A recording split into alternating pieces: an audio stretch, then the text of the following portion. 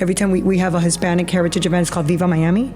So in the Viva Miami, we try to incorporate some workshops on financial literacy and to empower the community, and especially women. Now is when we're really being recognized, and the records show that Hispanic women are way up there when it comes to being business owners.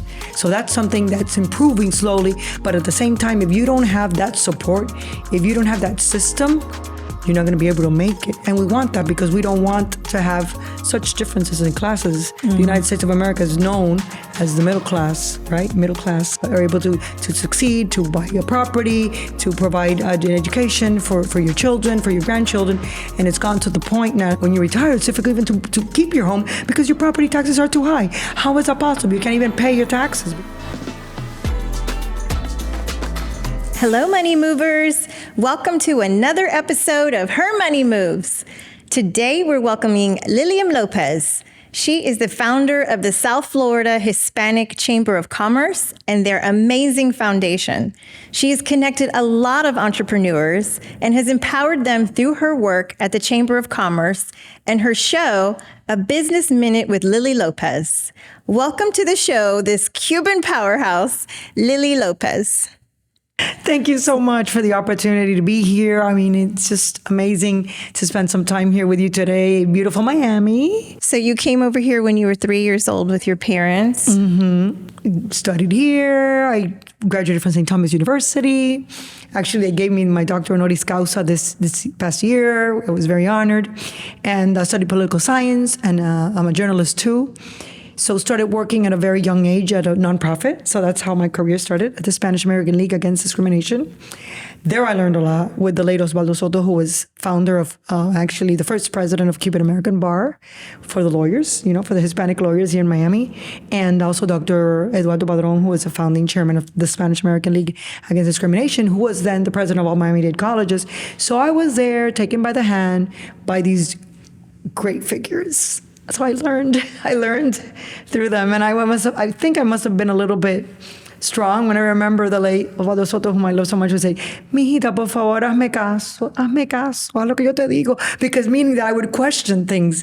And now looking back, I say, okay, I was a little not disrespectful because you're questioning someone who knows, but that speaks of the way I am today. Well, yes. I mean, that's how you grow. It's being curious and asking questions and asking probing questions and not just accepting, people for what they say. Like, okay, tell me a little bit more. Of course. And that's how it was. And then the Hispanic Chamber came about then a couple of years after, and some friends who said, there's a need for a Hispanic Chamber because they put Hispanics in all Hispanic Affairs Committee. And it's true. All boards have a Hispanic Affairs Committee. And back almost 30 years ago, it was really bad. If today is bad, it was bad then. So we would go to Hispanic Affairs Committee and you never make it up in any organization. So that was the opportunity that was presented. And since I had the background in nonprofit, went ahead and started the organization. Little did we know that it was going to become one of the top 5 Hispanic chambers in the nation. Amazing. Yeah. And you have how many members today? It's like 1,600. Yeah. It's every 3 weeks we have the chamber events and chamber lunches, and attended by 400, 450 people every 3 weeks. That's a lot. Wow. Yeah, so it's a good following, and we're very proud of that. And is it just Miami, or it's like the greater Miami area? Yeah, we have members from all over, Broward too. Usually we try to do our events in a centrally located place, like the big luncheons. We do them in the Biltmore Hotel, which is beautiful. It's a beautiful venue. But then the networking receptions, then we move around. We'll go to Doral, we'll go to downtown, Brickell, we'll go to Broward. So we'll rotate with the receptions to accommodate. But the luncheons, we do them there because it's such a beautiful historical hotel. So you have these events, 24 per year? What is your signature event, and what is your mission for these events that you put on? We do events, and it's interesting because as Hispanics, I learned what people like, because Hispanics like to do business in a different ambiance than Anglos, of course. And then I can imagine if we were in France or any other country, we're different to all of them, and we're different to them as well. We like to do business with friends.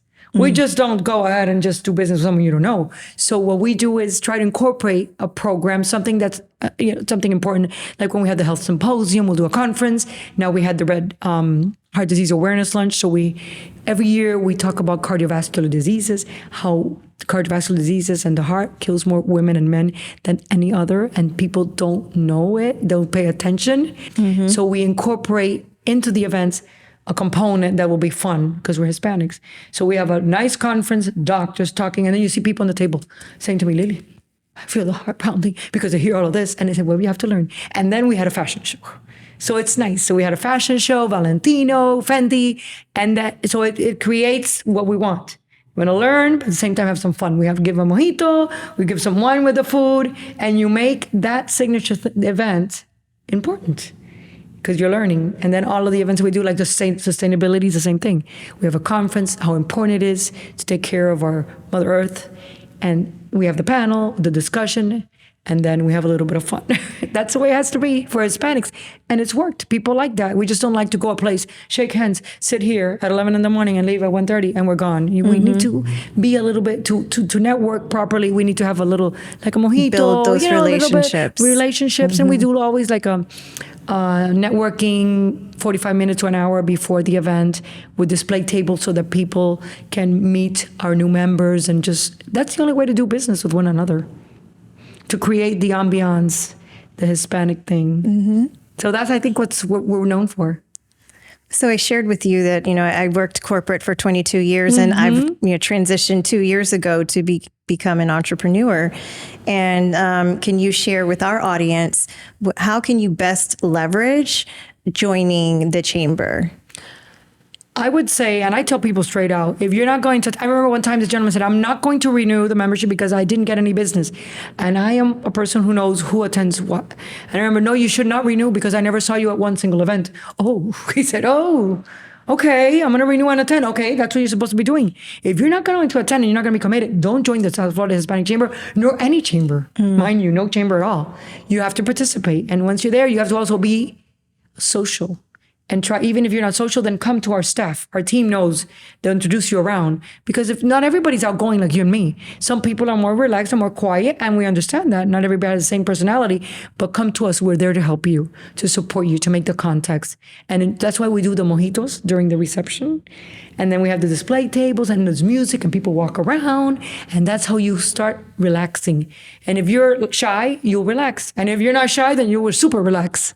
And that's how you do business in that type of ambiance. So that's why I tell people, just come to us, tell us what you need, and that's how we connect you with the member that you're looking for to do business with. Excellent. So what are some of your goals for the chamber? My goals for the chamber are to keep it growing as it has been throughout the years, but also to send a message out there, and we've talked about this before, to corporate America, that Hispanics, if we were a country, our GDP would be more than, France or England or what have you. And then we're not taken into account. And the only reason we're not taken into account is because we don't talk, we don't voice. So in reality, we're not in the corporate boards that we should be in. I recently was invited to speak, and I was presented with an award by an organization in Broward County.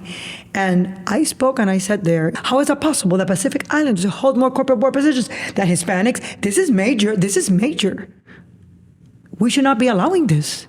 Even here in Miami, I see some institutions, some big companies that are they're not members of the South Florida Hispanic Chamber. And it could be whatever, but then they have clients that the majority are Hispanics. How are you allowing? You should boycott these companies that don't participate with Hispanics.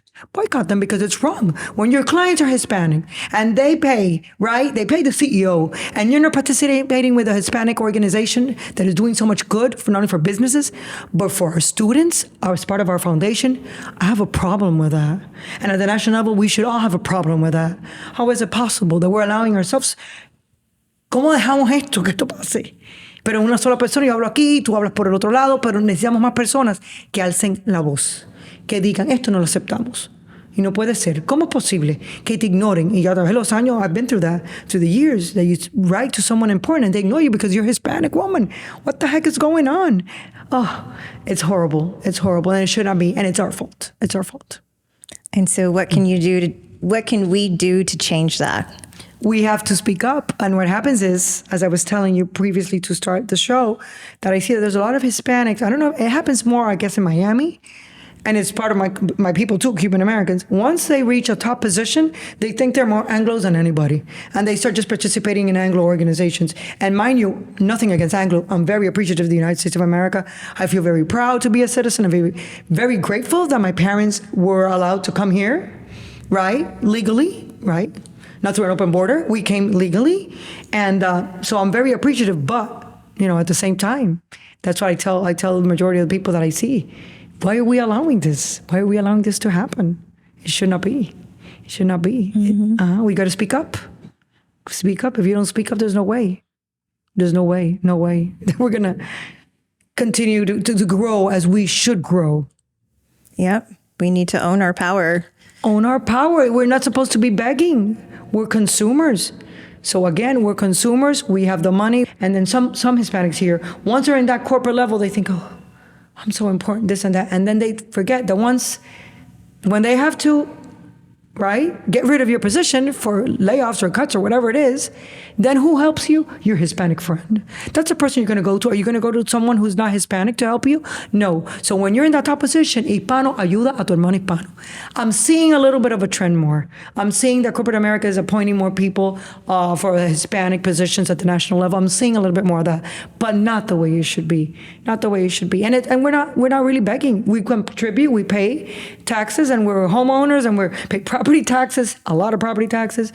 So, and it's not anything wrong against anybody. It's just our fair share, the way it should be. Yes.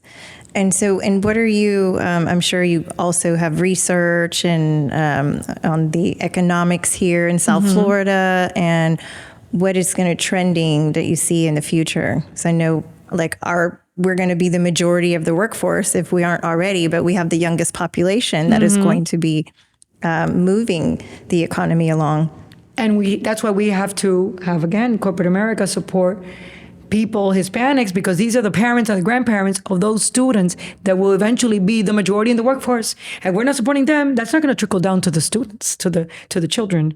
And if they don't have a role model that's really in the corporate world, that has a good job, then how are we going to expect then our economy to move, right? It's going to affect everybody in general. And that's a problem, and I see it as a problem. But I don't see anybody really paying much attention, and I'm glad you're bringing it to the table. It's very important. Yeah. So let's talk a little bit about the foundation. And wow, you've raised over $1 million now in scholarships. We could do more if corporate America helped us more. You do more. Yes. But yes. Can you tell us a little bit about it and how we can support it and how where some of the success stories from the students? Yes. So what happened was, I remember my mom was a teacher. My grandmother was a teacher. My grandfather, they were all teachers. So I said, I don't want to be a teacher. But then, of course, you learn, I learned Spanish. She would tell me, sit down. Siéntate, Liliam Margarita. My middle name is Margarita. Siéntate. Voy a dictarte en español, and I'm appreciative because I'm a journalist. I write it fully in Spanish and English, so I could write with the with the español, los acentos, the accents, and all of that because of them. So then I said, oh my gosh, I don't want to disappoint them. I'm not a teacher, but I think we have to help. And what way to help? Let's start a foundation, and just you file the corporate papers, 501c3, and that's how we started. I said, even if we start in 1995, giving $500 scholarships to Hispanic students, we'll start. And that's how it started. And then eventually it was $1,000. Then one time, it was $5,000. And then that grew to a program called Education Enrichment Program, which we do with Southwest Airlines. So what happened, and I commend Southwest Airlines because it's very pro-minority, contrary to many other airlines, right? There's a lot of big airlines out there that don't support, but Southwest did.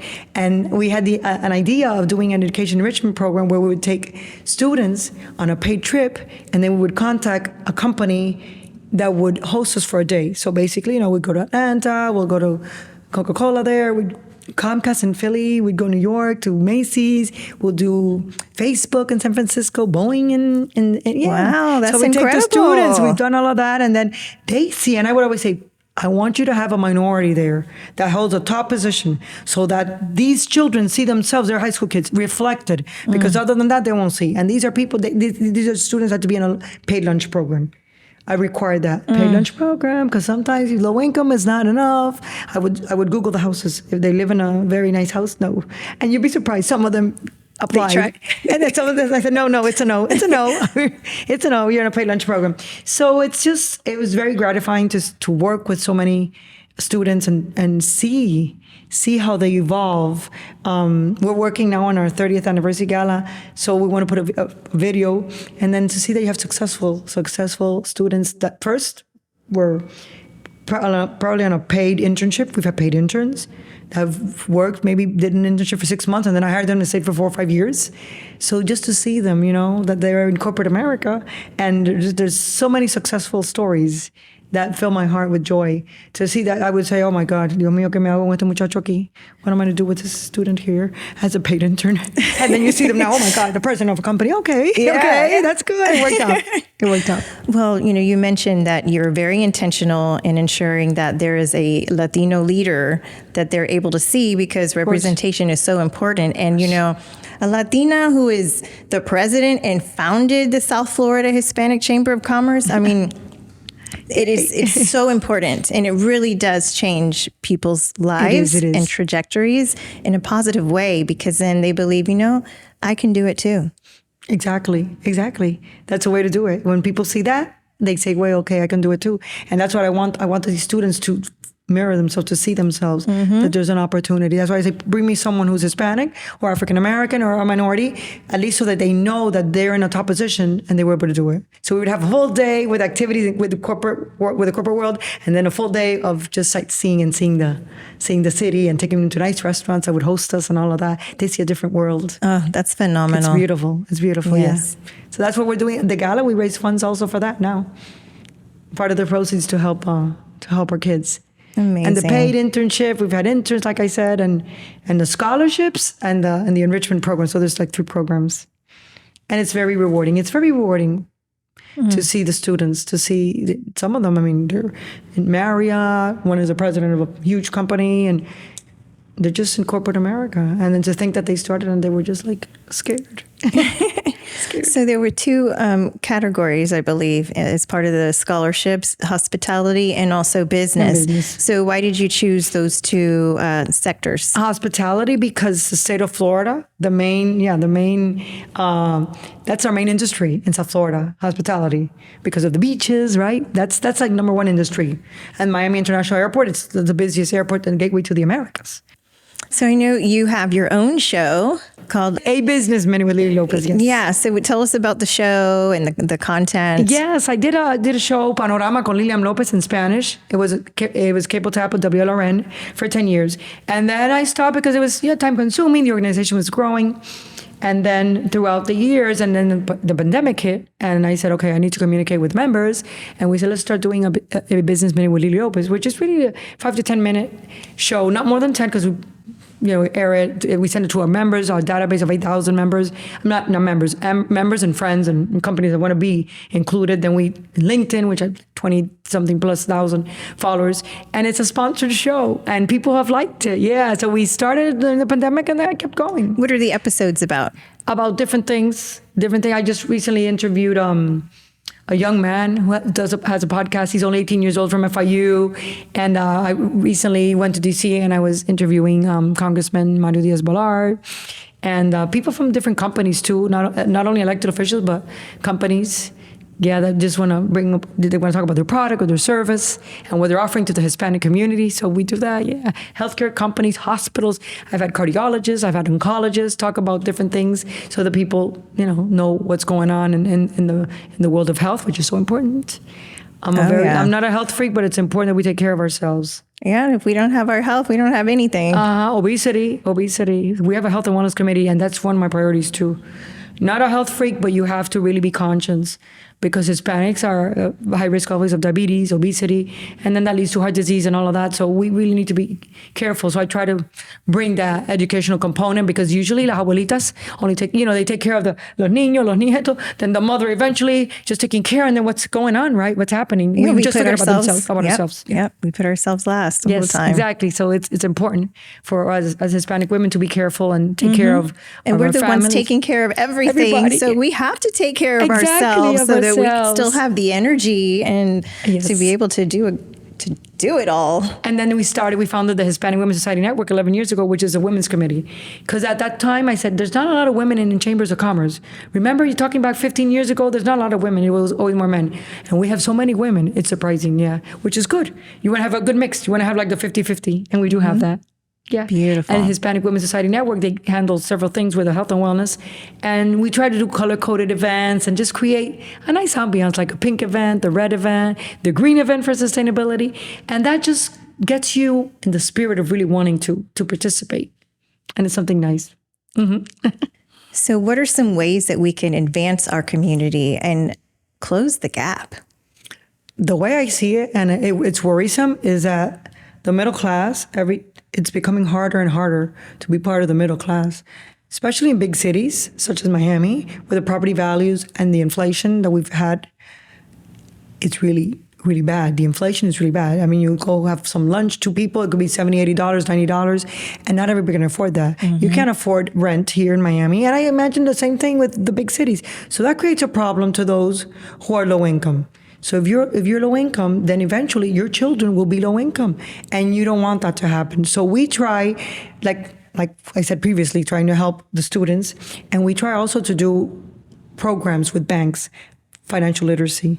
Every time we have a Hispanic heritage event, it's called Viva Miami. So in the Viva Miami, we try to incorporate some workshops on financial literacy and to empower the community, and especially women, because women, now is when we're really being recognized. So women need all of that to be, and the records show that Hispanic women are way up there when it comes to being property owners. I mean business owners. So that's something that's improving slowly. But at the same time, if you don't have that support, if you don't have that system, you're not going to be able to make it. And we want that because we don't want to have such differences in classes. Mm-hmm. The United States of America is known as the middle class, right? Middle class are able to succeed, to buy a property, to provide an education for your children, for your grandchildren. And it's gone to the point now, not even now the grandparents who own a home, when you retire, it's difficult even to keep your home because your property taxes are too high. How is that possible? You can't even pay your taxes because you can't afford it. Yeah, then and there's a problem here. And excuse me that I always include this, but then you have a border open and you give checks to all these people that are coming in illegally. And then I see people here that have to leave their homes. They have to leave their homes after they contributed as taxpayers for 30 or 40 years because they can't afford it. There's something that's not making sense to me. And I think it should not make sense to anybody. And it hurts me. And I have a friend of mine who works with older people that was crying one day. She's a member talking to me, Lili, I feel so bad because I have these viejitos, right? The seniors, that they had their house and now they had to come to live in an assisted living because they cannot afford it. Because if you have a certain income and it's not that much, then you don't qualify for Medicaid, you don't get food stamps, but you don't have enough income like to afford your property. So you're in that.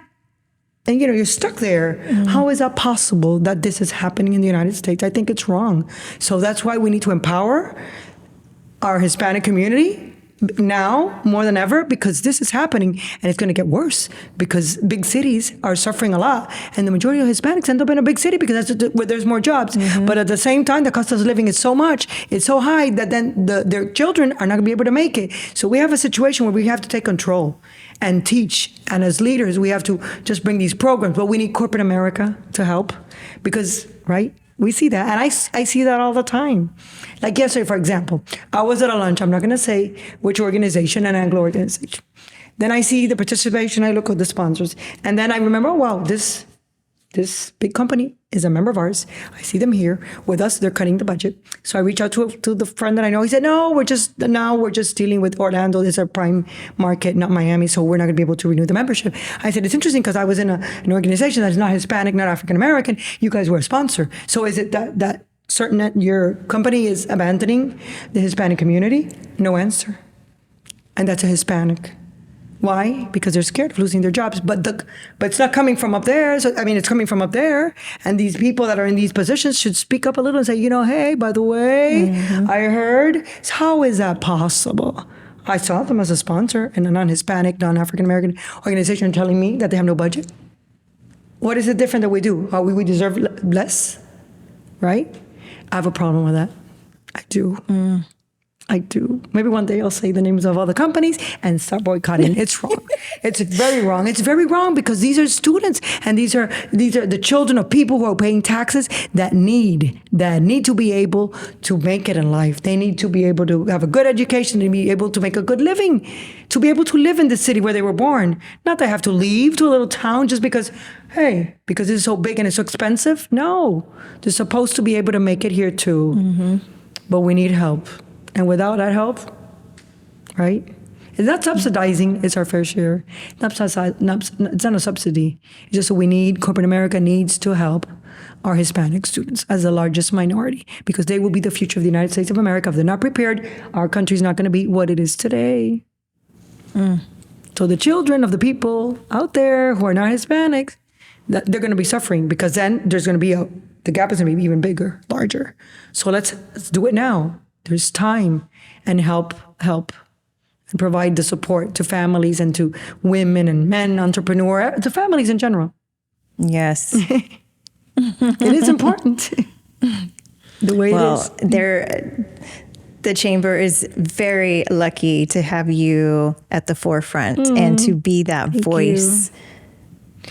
And we're proud. I'm proud to be here with you too, because you left your comfy job to do this because you're passionate like me.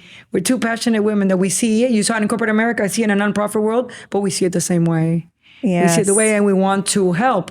We don't want to criticize. We don't want to put anybody down. We just want what's fair, and we want to empower Hispanic community because we're Hispanic descent.